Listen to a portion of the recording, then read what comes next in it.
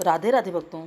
तो चलिए हम सुनाते हैं आपको शरद पूर्णिमा की कुछ खास बातें। आश्विन महीने की पूर्णिमा को शरद पूर्णिमा कहा जाता है और शरद पूर्णिमा की रात को खीर को चंद्रमा की रोशनी में रखना एक पुरानी परंपरा है।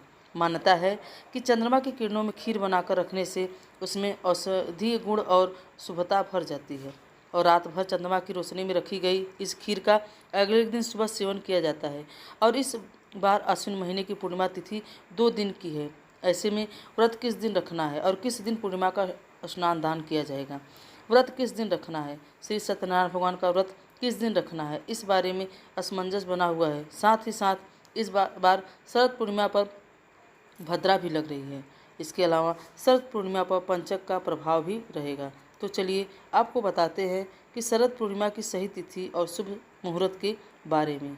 इस बार पूर्णिमा तिथि प्रारंभ हो रही है 6 अक्टूबर दिन सोमवार को दोपहर 12:24 से और पूर्णिमा तिथि अगले दिन समाप्त होगी 7 अक्टूबर मंगलवार को सुबह 9:16 पर।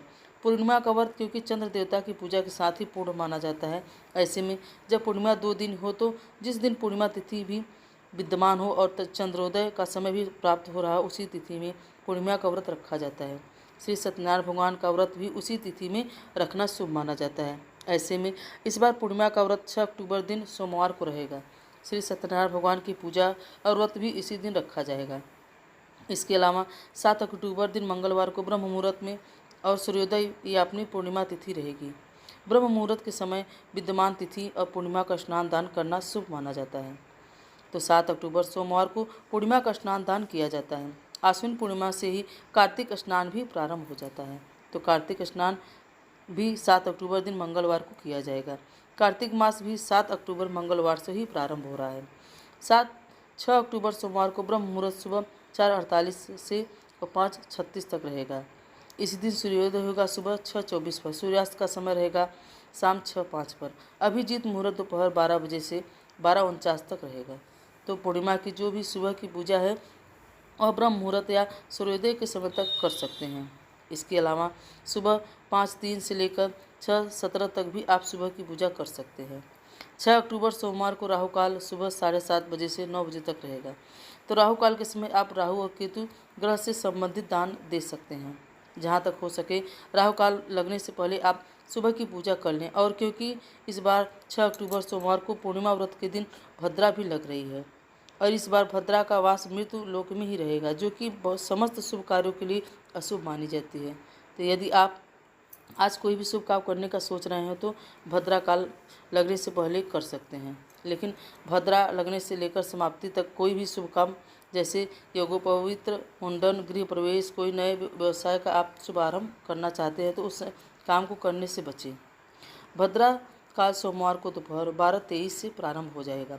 यानी कि जिस समय पूर्णिमा तिथि प्रारंभ होगी उसी समय से भद्रा काल का प्रारंभ होगा, जो कि रात 10:53 पर समाप्त होगा और चंद्रोदय होगा शाम 5:34 पर। भद्रा का वास चाहे कहीं भी हो, इस समय आप पूजा पाठ कर सकते हैं। यहाँ तक कि चंद्र देवता की पूजा करके उपवास भी खोल सकते हैं। लेकिन जो लोग भद्रा का बहुत ज़्यादा नियम मानते हैं वह भद्रा काल की समाप्ति के बाद ही चंद्र देवता की पूजा करके उसके बाद चाहे तो अपना उपवास खोल सकते हैं। तो पूर्णिमा का उपवास 6 अक्टूबर सोमवार को सुबह ब्रह्म मुहूर्त से लेकर रात तक रहेगा। अगले दिन आपको पूर्णिमा का स्नान दान करना होगा और 7 अक्टूबर मंगलवार को स्नान करने के लिए ब्रह्म मुहूर्त का समय सुबह 4:48 से 5:36 तक रहेगा। सूर्योदय का समय होगा सुबह 6:24 तक। इस समय तक भी आप सुबह स्नान करके पूजा पाठ कर सकते हैं। सूर्यास्त होगा शाम 6:04 पर। और पूर्णिमा का आप दान देना चाहते हैं तो पूर्णिमा तिथि समाप्त होने से पहले आप दान दे लें। इसके अलावा कार्तिक स्नान भी आप 7 अक्टूबर मंगलवार को ब्रह्म मुहूर्त के समय कर सकते हैं और इसी समय भी आप तुलसी पूजा भी कर सकते हैं। चंद्रमा की रोशनी में खीर आपको किस दिन रखनी है तो देखिए 6 अक्टूबर को सोमवार को रात में चंद्रोदय के समय पूर्णिमा तिथि भी विद्यमान रहेगी, भले ही भद्रा लग रही हो।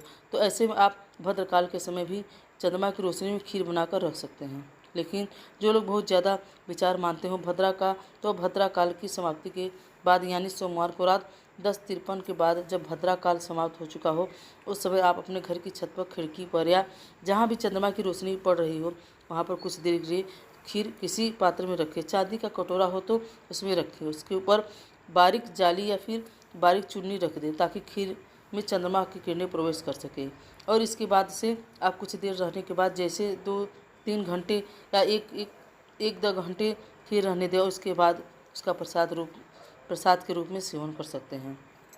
जो लोग अगले दिन व्रत का पारण करने के बाद इस खीर का सेवन करना चाहते हो उन्हें सुबह जल्दी उठकर ब्रह्म मुहूर्त में स्नान करने के बाद खीर का सेवन करना चाहिए और पूर्णिमा का व्रत खोलना चाहिए। जो लोग रात में किसी कारण से खीर ना रख पाए हो वो अक्टूबर मंगलवार को सुबह सुबह ब्रह्म मुहूर्त में जब चंद्रमा विद्यमान हो उस समय कुछ देर के लिए भी खीर को चंद्रमा की रोशनी में रखकर फिर प्रसाद के रूप में ग्रहण कर सकते हैं।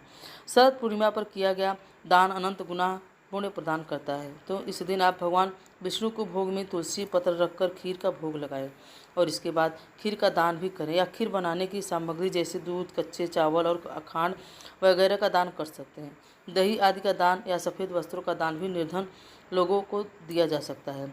शक्कर का दान भी इस दिन करना शुभ माना जाता है। लहसुन प्याज का या मांस मदिरा का सेवन पूर्णिमा तिथि पर भूलकर भी नहीं करना चाहिए। पूर्णिमा तिथि को 2 दिन है तो दोनों ही दिन नियमों का पालन करना चाहिए और तुलसी जी की पूजा और दीपदान भी करना चाहिए। तो भक्तों, यह कथा आपको कैसी लगी?